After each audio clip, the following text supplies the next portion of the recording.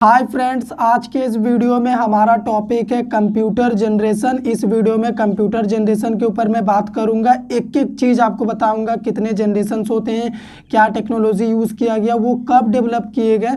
तो ये बहुत ही इंपॉर्टेंट टॉपिक है कंप्यूटर का। एग्जाम में एक ना एक क्वेश्चन कंप्यूटर जनरेशन से आपको ज़रूर मिलेगा। तो चलिए स्टार्ट करते हैं जनरेशन्स ऑफ कंप्यूटर। सबसे पहला है फर्स्ट जनरेशन ऑफ कंप्यूटर। तो इसका नाम फर्स्ट जनरेशन इसलिए रखा गया क्योंकि ये सबसे पहले डेवलप किया गया, इसीलिए फर्स्ट जनरेशन। तो ये क्या होता है, फर्स्ट पॉइंट में देखो, Eckert and Mauchly developed the first electronic computer called ENIAC in 1946 in the USA। Eckert and Mauchly ये दो डेवलपर थे जिन्होंने पहला इलेक्ट्रॉनिक कंप्यूटर ENIAC को डेवलप किया। कब किया था? 1946 में, यूनाइटेड स्टेट ऑफ अमेरिका में। इस ENIAC का पूरा नेम क्या होता है? इनफैक्ट कंप्यूटर के एक एक पार्ट्स का फुल फॉर्म मैंने एक वीडियो में कवर कर दिया है। उस वीडियो का लिंक मैं आपको इस वीडियो के डिस्क्रिप्शन में दे दूंगा, तो आपको कंप्यूटर के सभी कंपोनेंट्स के फुल फॉर्म पता चल जाएगा, इसका भी। सेकेंड पॉइंट देखो, vacuum tube was the core element in the first generation of computer. First generation जो था कंप्यूटर का, उसमें कोर एलिमेंट के तौर पे वैक्यूम ट्यूब को यूज़ किया गया था। यानी वैक्यूम ट्यूब एक टेक्नोलॉजी का नाम है जो कि फर्स्ट जनरेशन में यूज़ किया गया था। थर्ड पॉइंट क्या लिखा है मैंने, the time period of first generation of computer was from, ये बहुत इंपॉर्टेंट है, 1946 से 1959 तक फर्स्ट जनरेशन का टाइम पीरियड है। ये एकदम एक्यूरेट टाइम पीरियड है। एग्जाम में तो MCQ में ये टाइम पीरियड ही पूछ देता है। अभी अगला पॉइंट क्या है, punch card and paper tape was secondary storage. पहला जनरेशन जो था कंप्यूटर का, उसमें सेकेंडरी स्टोरेज के लिए पंच कार्ड और पेपर टेप का यूज़ किया गया था। ठीक है, पहले का टाइम पे यही था लेटेस्ट। फिफ्थ पॉइंट क्या है, limited internal storage capacity and slow input output operations. इसमें जो स्टोरेज का कैपेसिटी था वो काफ़ी लिमिटेड था, यानी काफ़ी कम था, और साथ ही साथ इनपुट आउटपुट ऑपरेशन जो परफॉर्म होता था वो काफ़ी स्लो होता था। अगला पॉइंट क्या है, इट इज़ नॉट पोर्टेबल। पहला जनरेशन कंप्यूटर जो है पोर्टेबल नहीं था। क्यों? क्योंकि उसका साइज बहुत ही ज़्यादा था, एक रूम से भी ज़्यादा बड़ा पहला जनरेशन कंप्यूटर था। तो इतने बड़े कंप्यूटर को आप एक जगह से दूसरी जगह कैसे ले जाएंगे? नहीं ले जा सकते। अगला पॉइंट क्या है, कंज्यूम्स लॉट ऑफ इलेक्ट्रिसिटी। और जो पहला जनरेशन कंप्यूटर था वो बहुत ज़्यादा इलेक्ट्रिसिटी लेता था क्योंकि उसका साइज काफ़ी बड़ा था, बहुत बड़ी बड़ी मशीनें लगी थी जो कि बहुत ज़्यादा पावर लेती थी। अगला पॉइंट क्या है, machine code used for S programming language. पहला जनरेशन में प्रोग्रामिंग लैंग्वेज के लिए मशीन कोड को यूज़ किया गया था। यहाँ पे आप ये कह सकते हैं कि जो पहला जनरेशन था कंप्यूटर का वो केवल मशीन लेवल लैंग्वेज को ही सपोर्ट करता था। तो यहाँ पे देखो, फर्स्ट जनरेशन में जितने भी कंप्यूटर डेवलप किए गए उनके नाम, पहला था हमारा ENIAC, इसके बाद ADVIAC, उसके बाद UNIVAC। इनका भी फुल फॉर्म क्या होता है मैंने उसी वीडियो में बताया है, तो उस वीडियो को आप देखेंगे तो इनका पूरा नेम आपको पता चल जाएगा। अभी चलिए second generation of computer discuss करते हैं। अभी यहाँ पे देखो, सेकेंड जनरेशन ऑफ कंप्यूटर का फर्स्ट पॉइंट क्या है, the second generation of computers are IBM 700, Atlas and ICL 1901। तो ये 1901 वर्जन है, ठीक है। जैसे यहाँ पे IBM 700 एक वर्जन है, तो ये तीनों सेकेंड जनरेशन कंप्यूटर के नेम हैं। सेकेंड पॉइंट क्या है, transistor was the core element in second generation of computer. Second generation of computer का कोर एलिमेंट का नेम क्या है? ट्रांजिस्टर है। एग्जाम में ये भी पूछता है कि सेकेंड जनरेशन जो कंप्यूटर है उसका कोर एलिमेंट क्या है, तो आपको ट्रांजिस्टर बोलना है। थर्ड पॉइंट क्या है, the time period of second generation of computer was from 1959 से 1965 तक।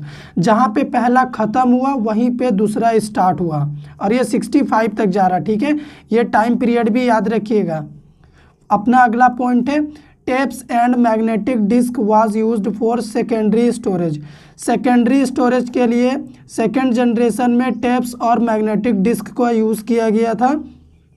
Next point, high level procedural language Fortran and COBOL were used. अपना सेकेंड जनरेशन जो कंप्यूटर का है जो था, मतलब उसमें फोर्ट्रैन और कोबोल प्रोग्रामिंग लैंग्वेज को यूज़ किया गया था। हाई लेवल प्रोसीड्यूरल लैंग्वेज है ये दोनों, ठीक है। नेक्स्ट पॉइंट है required less power to operate. अपना सेकंड जनरेशन कंप्यूटर को ऑपरेट करने के लिए कम पावर लगा था। कम पावर लगा था किसके मुकाबले? फर्स्ट जनरेशन के मुकाबले। ठीक है, तो ये हो गया इसका बहुत बड़ा एडवांटेज। अगला पॉइंट क्या है?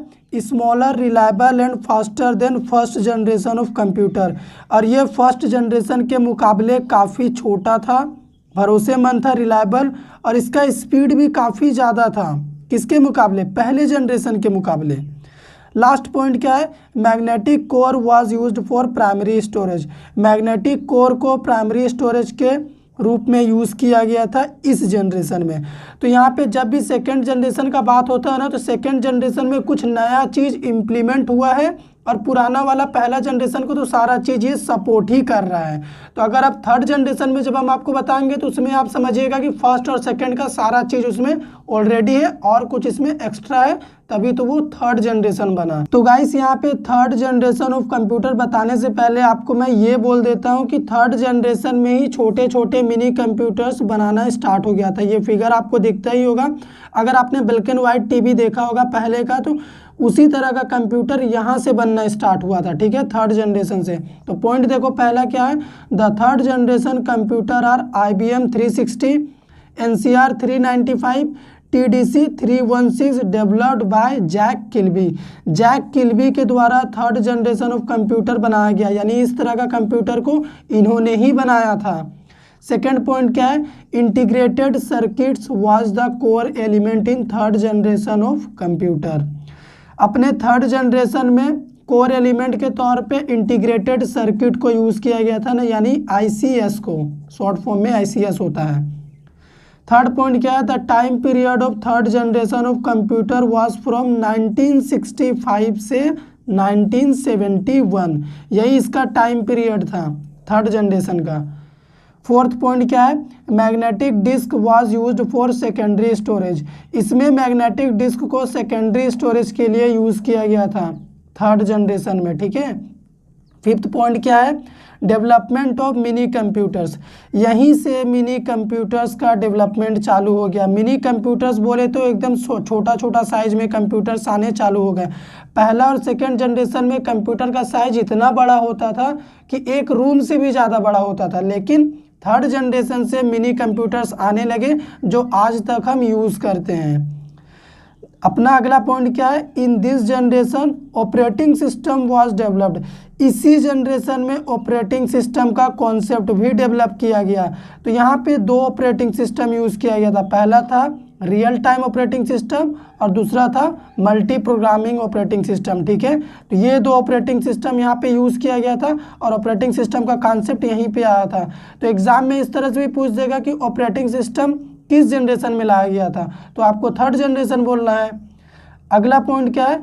Smaller than second generation. ये सेकेंड जनरेशन के मुकाबले काफ़ी छोटा था साइज में। ठीक है।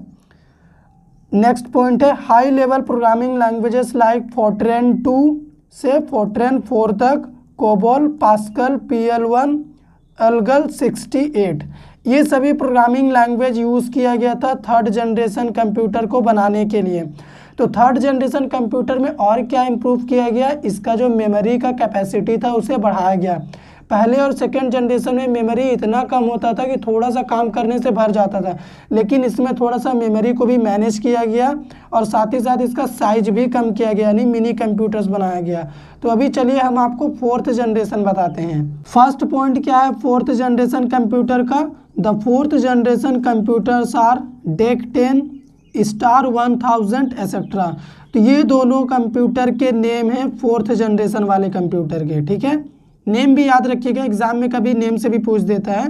सेकंड पॉइंट क्या है? लार्ज स्केल इंटीग्रेटेड सर्किट्स, यानी LSICS was the core element, और very large scale integrated circuits भी इसी का ही कोर एलिमेंट है। यानी फोर्थ जनरेशन में दो कोर एलिमेंट यूज़ किया गया, एक LSICS और एक VLSICS।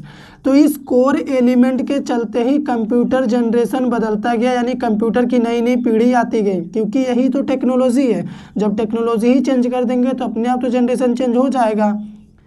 अगला पॉइंट क्या है, the time period of fourth generation computer was from 1971 से 1985।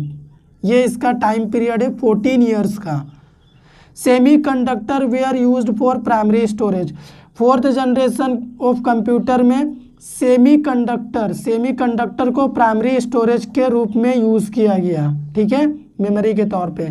अगला पॉइंट क्या है, डेवलपमेंट ऑफ माइक्रो कंप्यूटर और पीसी मतलब पर्सनल कंप्यूटर।